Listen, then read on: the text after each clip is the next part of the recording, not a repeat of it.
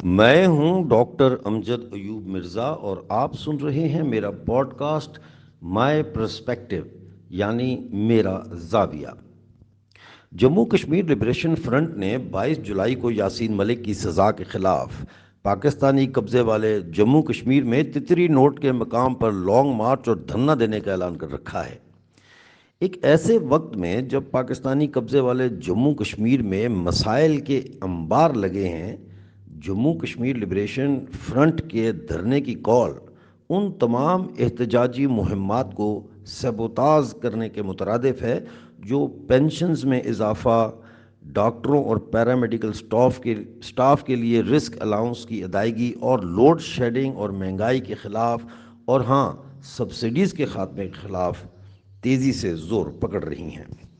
بنیادی طور پر Jammu Kashmir liberation front Yasin Malik کو لے کر پاکستانی بیانیہ کو پاپولر کرنے میں ملٹری اسٹیبلشمنٹ کی معاونت کر رہی ہے، اور اس طرح پاکستانی قبضے والے جموں کشمیر میں چلنے والی احتجاجی تحریکوں کے حوالے سے بدترین سیاسی سیبوتاژ ہے۔ جموں کشمیر لبریشن فرنٹ کے اس سیاسی سیبوتاژ کی جڑیں نظریاتی سیبوتاژ کے سوتوں سے پھوٹتی ہیں۔ یعنی 22 جولائی 1947 کو جموں کشمیر پر ہونے والے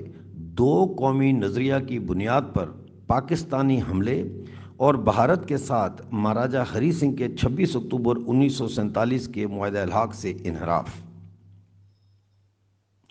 سب جانتے ہیں کہ جموں کشمیر لبریشن فرنٹ کی قیادت ہمیشہ سے پاکستانی ملٹری اسٹیبلشمنٹ کی سہولت کار رہی ہے، اور اسی تنظیم نے کشمیر میں مسلح جدوجہد شروع کی اور بعد میں جہادی تنظیموں کے لیے راستہ ہموار کیا۔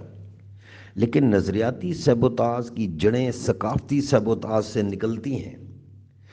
جموں کشمیر کی کشمیریت پر مبنی ثقافت کو مذہبی بنیادوں پر تقسیم کر کے پاکستان، جموں کشمیر لبریشن فرنٹ اور جہادی دہشت گرد تنظیموں نے کشمیر میں صدیوں سے قائم کشمیریت کے بھائی چارہ کی روایت کو مذہبی فرقہ پرستی کی مقتل گاہ میں قتل کیا۔ اس لیے میرے تمام ساتھیوں کو یہ مشورہ ہے کہ 22 اکتوبر 2023 کو پاکستان کو دی جانے والی انخلاء کی ڈیڈ لائن کے لیے دیا سے دیا جلاتے وقت یہ بات زیر غور رکھیں کہ ہماری جدوجہد سیاسی، نظریاتی اور ثقافتی سیبوتاژ سے خود کو محفوظ بنائے۔ ایک تیسری قسم کا سیبوتاژ بھی ہے، اسے اسٹریٹجک سیبوتاژ کہا جاتا ہے۔ آپ سب جانتے ہیں کہ میری اسٹریٹجی ایک قدم آگے دو قدم پیچھے کی حکمت عملی پر مبنی ہے، جس کے تحت پاکستانی مقبوضہ جموں کشمیر اور پاکستانی مقبوضہ گلگت بلتستان کو پہلے مرحلے میں جموں کشمیر اور لداخ کے ساتھ جوڑ کر اپنی ریاست کی وحدت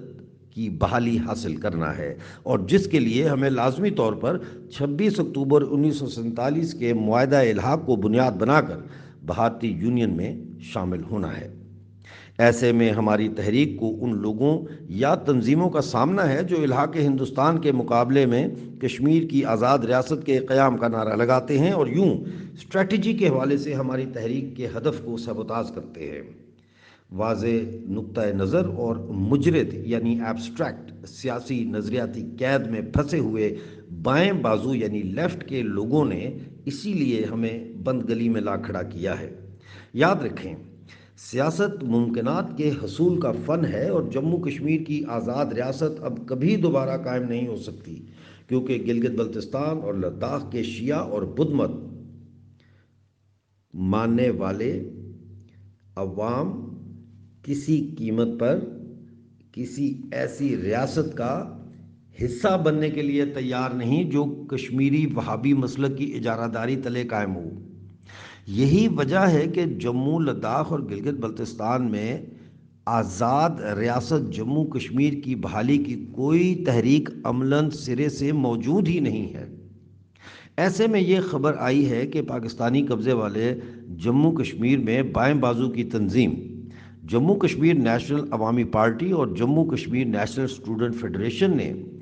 22 جولائی کو جموں کشمیر لبریشن فرنٹ کے دھرنے میں شریک ہونے کا اعلان کیا ہے، اور جموں کشمیر نیشنل عوامی پارٹی کے چیئرمین لیاقت حیات کے حوالے سے خبر اخبارات میں شائع ہو چکی ہے۔ لہذا جموں کشمیر نیشنل عوامی پارٹی اور Jammu Kashmir national student federation کی قیادت دراصل پاکستانی ملٹری اسٹیبلشمنٹ کے کھیل کا حصہ بن کر ہماری اسٹریٹجی کو سیبوتاژ کرنے میں ان کی شراکت دار بن گئی ہے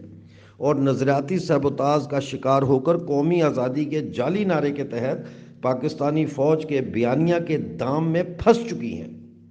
بایاں بازو کی سیاست میں ممکنات کے حصول کی جدلیاتی پالیسی کے فقدان کی وجہ سے